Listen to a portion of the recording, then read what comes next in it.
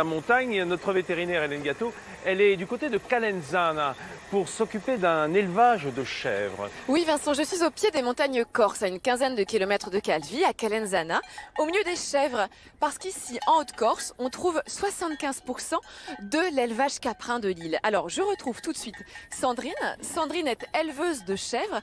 Sandrine, à quoi reconnaît-on la race, la chèvre corse?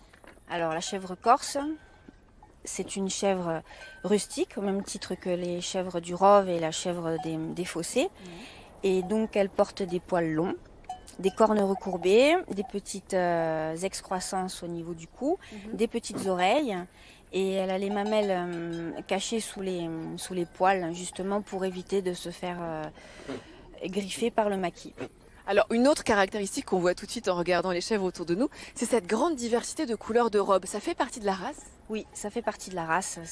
Ça passe de toutes les couleurs. Il y a du roux, du gris, du noir. Après, il y a des couleurs mélangées, noir et blanc.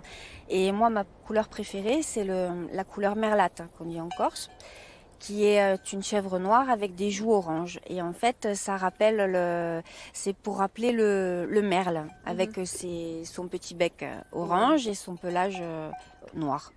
Alors, c'est une race de chèvres qui est élevée en extensif dans les montagnes corses. Quand est-ce qu'elles vont mettre bas? Elles vont mettre bas au mois d'octobre, fin octobre, début novembre. Et les cabris sont élevés pour être mangés à Noël parce que c'est la tradition. Et après, la traite, c'est de fin décembre à mi-juillet à peu près. Alors, avec ce lait de cette chèvre corse, vous le récupérez pour faire un fromage qui s'appelle le fromage de Calenzana. C'est un fromage vraiment typique d'ici, bien évidemment, et un savoir-faire particulier car il met plus de 6 mois d'affinage. Ce pourquoi vous n'êtes plus que 6 éleveurs aujourd'hui à le faire. C'est important pour moi de vous mettre en valeur car c'est la tradition corse. Le chien corse, le coursinou.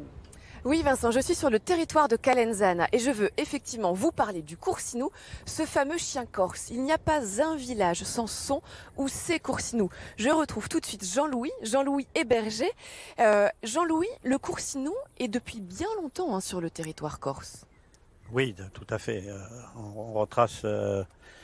il y a des traces du XVIe siècle, on en est arrivé jusque-là. Et puis bon, voilà, c'est un chien polyvalent qui fait plusieurs disciplines. Comme quoi alors?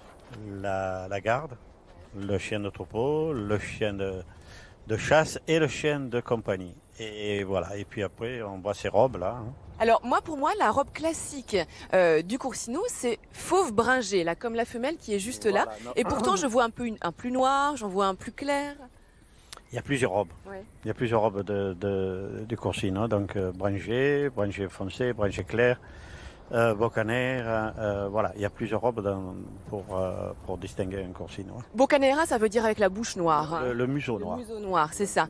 Alors, c'est un chien que l'on classe dans les chiens primitifs. Et parfois, il peut un peu faire peur quand même, quand on ne connaît pas bien cette race. C'est pas plus mal.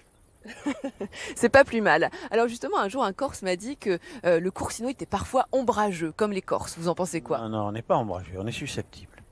Donc à caresser dans le sens du poil. Alors. Voilà, tout à fait. Et c'est un chien quand même qui est très méfiant. Ça oui, vous pouvez dire, nous sommes assez quand même méfiants. D'accord. Mais alors pour vous, ce qui est véritablement important, c'est la polyvalence du chien. Et aujourd'hui, vous avez peur parfois que ça se perde. Ben, ça y va tout droit. Moi, je suis pour. Il y a plusieurs. Il n'y a pas que moi. Il y a beaucoup de bergers, beaucoup de gens qui sont dans cette optique. Mais malheureusement, on en fait un chien de sanglier, ce qui est un peu triste. Soit un chien de sanglier, soit parfois uniquement un chien de compagnie.